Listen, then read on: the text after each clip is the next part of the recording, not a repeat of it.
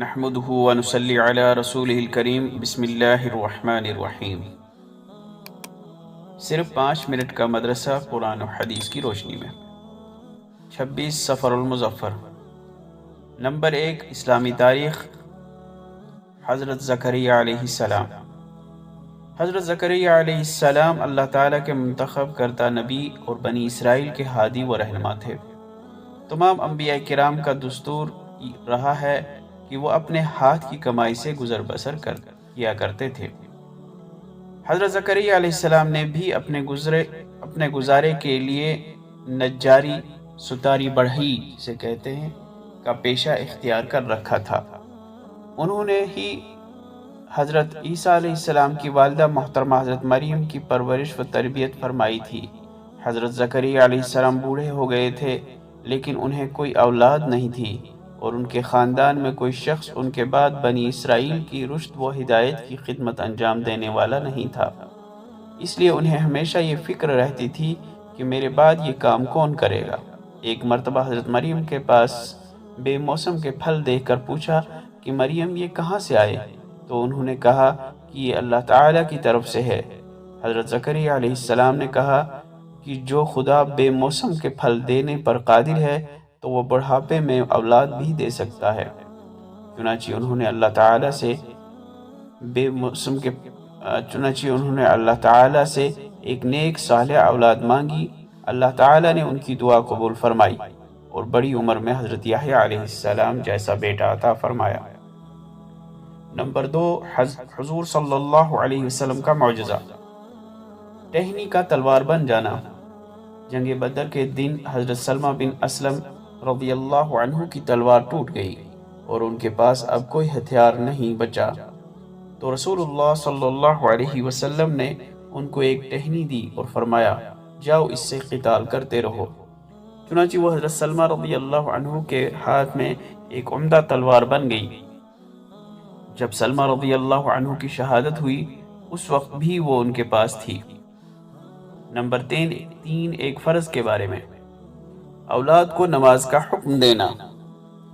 رسول اللہ صلی اللہ علیہ وسلم نے فرمایا تمہاری اولاد جب 7 برس کی ہو جائے تو نماز کی تاکید کرو، اور جب وہ 10 برس کے ہوں تو نماز چھوڑنے پر ان کو مارو۔ نمبر 4، ایک سنت کے بارے میں، ہجرت کے وقت کی دعا۔ جب مجبوری کی وجہ سے کسی جگہ منتقل ہونا پڑے تو قرآن کریم کی یہ دعا پڑھے، کیونکہ رسول اللہ صلی اللہ علیہ وسلم نے ہجرت کے وقت یہی دعا پڑھی تھی، ربی ادخلنی مدخل صدق واخرجنی مخرج صدق واجعل لی من لدنک سلطانا نصیرا۔ ترجمہ، اے میرے رب مجھ کو خوبی کے ساتھ پہنچائیے اور مجھ کو خوبی کے ساتھ لے جائیے، اور مجھ کو اپنے پاس سے ایسا غلبہ دیجیے جس کے ساتھ نصرت ہو۔ نمبر 5، ایک اہم عمل کی فضیلت، لوگوں کو نفع پہنچانا۔ رسول اللہ صلی اللہ علیہ وسلم نے فرمایا اللہ کے نزدیک تمام لوگوں میں سب سے زیادہ پیارا وہ شخص ہے جو لوگوں کو زیادہ نفع پہنچائے۔ نمبر 6، ایک گناہ کے بارے میں، کفر و نافرمانی کا وبال۔ قرآن میں اللہ تعالیٰ فرماتا ہے اللہ ہی تو ایسا ہے جس نے تم کو زمین میں آباد کیا، لہذا جو شخص کفر کرے گا اس کے کفر کا وبال اسی پر ہوگا، اور کافروں کا کفر ان کے رب کے نزدیک ناراضگی ہی کو بڑھاتا ہے، اور کافروں کے لیے ان کا کفر صرف نقصان بڑھانے ہی کا سبب ہوتا ہے۔ نمبر 7، دنیا کے بارے میں، دنیا چاہنے والوں کے لیے نقصان۔ قرآن میں اللہ تعالیٰ فرماتا ہے جو شخص آخرت کی کھیتی کا طالب ہو ہم اس کی کھیتی میں ترقی دیں گے، اور جو دنیا کی کھیتی کا طالب ہو کہ ساری کوشش اسی پر خرچ کر دے تو ہم اس کو دنیا میں سے کچھ دے دیں گے، اور ایسے شخص کا آخرت میں کوئی حصہ نہیں۔ نمبر 8، آخرت کے بارے میں، زنجیر کی لمبائی۔ رسول اللہ صلی اللہ علیہ وسلم نے فرمایا اس جمجمہ کنویں کے ارد گرد کسی پتھر کو آسمان سے زمین کی طرف چھوڑا جائے جس کی مسافت 500 سال ہے تو وہ رات ہونے سے پہلے زمین پر پہنچ جائے گا، اور اگر اسے جہنم کی زنجیر کے ایک سرے سے چھوڑا جائے تو اس کی انتہا تک پہنچنے کے لیے 40 سال تک لڑکتا رہے گا۔ نمبر 9، طب نبوی سے علاج، گوشت کے فوائد۔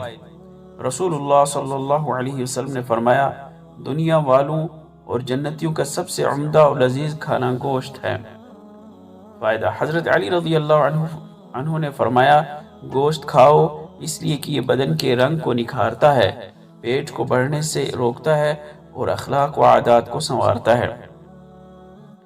نمبر 10، نبی صلی اللہ علیہ وسلم کی نصیحت، جب تکبیر کہی جائے تو دوڑ کر نہ آؤ۔ رسول اللہ صلی اللہ علیہ وسلم نے فرمایا، نماز کے لیے جب تکبیر کہی جائے تو دوڑ بھاگ کر نہ آؤ، سکون اور اطمینان کے ساتھ آؤ، اور جس قدر نماز تم کو مل جائے پڑھ لو، اور جو رکعت جماعت سے نہ پاؤ اس کو پورا کر لو۔ اللہ تعالی عمل کرنے کی توفیق عطا فرمائے۔ وآخر دعوانا ان الحمد للہ رب العالمین۔